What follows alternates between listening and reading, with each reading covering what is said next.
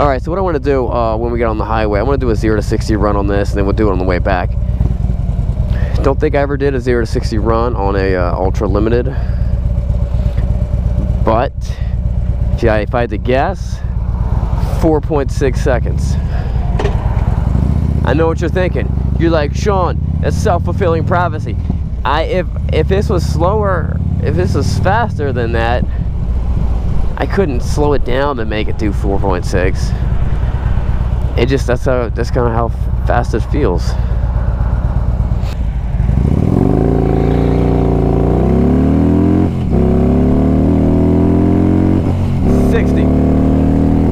Right when I shifted, go back, right when I shifted, that was 60 right there. And it felt a little slower than that.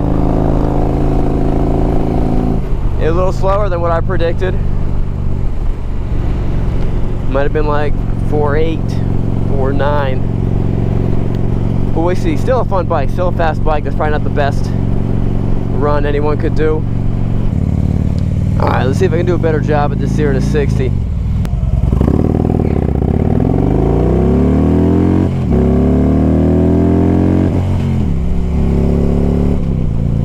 Right when I kind of hit rev limit.